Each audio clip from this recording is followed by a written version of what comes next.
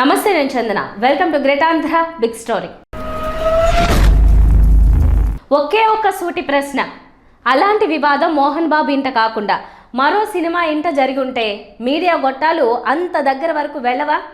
ఇలాంటి వివాదాలు చాలా ఇళ్లలో ఉంటాయి. గతంలో పుకార్ల స్థాయిలో ఇలాంటివి వ్యాపించాయి. అయితే అప్పుడు మీడియాకు ఇంత అత్యుత్సాహం లేదు. ఎందుకు? ఆర్థికంగా ఆ కుటుంబాలు మోహన్ బాబు కన్నా చాలా భారీ స్థాయిలో ఉండడం వలన ఒక సినిమా స్టూడియోను కలిగి ఉన్న ఒక సినిమా కుటుంబంలో కొన్నాళ్ళ కిందట ఆస్తుల విషయంలో ఇద్దరు అన్నదమ్ముల మధ్యన ఇలాంటి వివాదమే ఒకటి తలెత్తిందని ఆఫ్ ద రికార్డుగా కొంత ప్రచారము జరిగింది. అన్నాదమ్ములు ఆస్తుల విషయంలో గొడవ పడుతున్నారని, తండ్రి పోయిన తర్వాత ఎవరికి ఎంత భాగం అనే విషయంలో వారి మధ్యన ఘర్షణాత్మక వైఖరి తలెత్తిందని ప్రచారం జరిగింది. అయితే అది ఉత్తి ప్రచారంగానే మిగిలింది. అయితే మోహన్ బాబు ఇంటి రచ్చను వీధికి తీసుకురావటంలో ఆయన తనయుల పాత్ర కూడా ఉందని స్పష్టమవుతోంది. కొన్ని నెలల కిందటే ఈ వివాదం తలెత్తింది. అప్పుడే మంచు మనోజ్ వీడియో లీక్ ద్వారా వివాదాన్ని అందరికీ తెలియచేశాడు.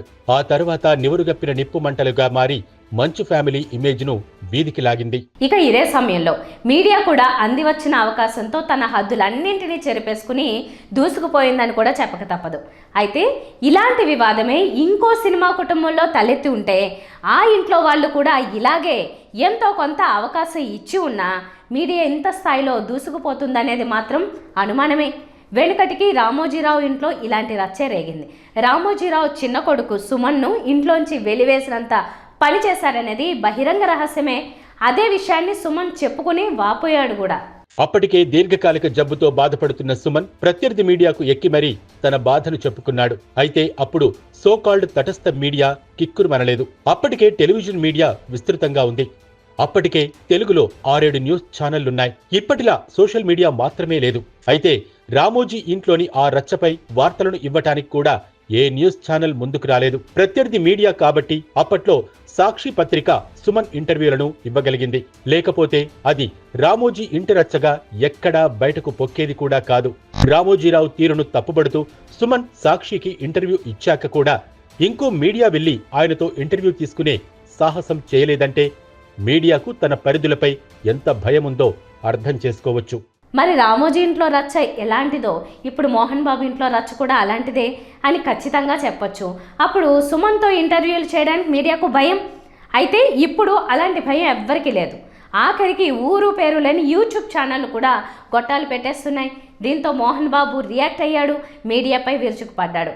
మామూలుగా అయితే మోహన్ బాబును నెటిజన్లు సామాన్యులు కూడా అలా చేస్తే ఎండగట్టేవాళ్ళనేమో. అయితే అనూహ్యంగా మోహన్ బాబుపై ఇక్కడ సానుభూతి కూడా వ్యక్తమవుతోంది. కాకులు రాబందుల్లా ఇలా గొట్టాలేసుకుని ఇంటి చుట్టూరా చుట్టుకుంటే అలా కొట్టక మోహన్ బాబుకు మాత్రం మరే మార్గం ఉంది అనే అభిప్రాయాలు విస్తృతంగా వినిపిస్తున్నాయి. ప్రైవేట్ జీవితం మీ ఇష్టం, పబ్లిక్ లోకి వస్తే 100 అంటాం అనేది తరచూ వినిపించే మాటే. అయితే మీడియాకు కూడా ఈ విషయంలో చాలా లెక్క పత్రాలున్నాయనేది సుస్పష్టం. మోహన్ బాబు కాబట్టి ఇలా వెళ్ళగలుగుతున్నారు. అదే మరొక స్టార్ హీరో కుటుంబం జోలికి, వారి మధ్యన విభేదాల జోలికి ఇలా వెళ్లే సత్తా మీడియాకు లేదు. సినిమా స్టార్లు సెలబ్రిటీలైనా వారి ఆర్థిక శక్తులు, వారి వెనుక ఉన్న స్టూడియోలు, వారి ఆర్థిక శక్తి, వారు ఫామ్ హౌజుల్లో ఉండటం, వారి సినిమాలు సూపర్ హిట్లుగా నిలుస్తూ ఉండటం, ఇలాంటి రకరకాల ఫ్యాక్టర్లు మీడియాను కూడా ప్రభావితం చేస్తాయి.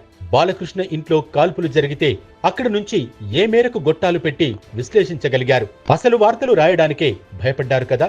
ఒక స్టార్ హీరో ఇంట్లో కాల్పులు అంటూ ఇప్పటికీ పరోక్షంగానే అలాంటి ఇన్సిడెంట్ ను ప్రస్తావించేంత పెద్ద మనసు ఉన్న మీడియా ఇది. ఇలా మీడియాకు కూడా చాలా హద్దులున్నాయి. అందరి జోలికి వెళ్ళలేదు, అవకాశం ఉన్న వాళ్ళ జోలికే వెళ్తుంది. వారి ఇంటి ముందే మీడియా గొట్టాలు కనిపిస్తాయి. కాస్త బక్క చిక్కినట్టుగా కనిపించిన వారి మీదే మీడియా ప్రతాపం బాగా బలిసినట్టుగా ఆగిపిస్తే అటువైపు కన్నెత్తడానికి కూడా భయం. తీరా అలాంటి దాడులు ఎదురైతే మాత్రం మీడియాపై దాడులా అంటూ హూంకారాలు. అందరి జోలికి ఒకేలా వెళ్ళగలిగితే అప్పుడు మీరే రచ్చకు ఎక్కారు, మేం చూపిస్తున్నామని వాదించవచ్చు. అయితే సెలబ్రిటీల విషయంలో కూడా సెలెక్టివ్గా ఉంటే అప్పుడు సామాన్యుడి సపోర్ట్ అయినా ఎలా దక్కుతుంది? ఇది వాళ్ళ బిగ్ స్టోరీ. మరిన్ని టాపిక్స్తో మళ్ళీ కలుద్దాం. నమస్తే.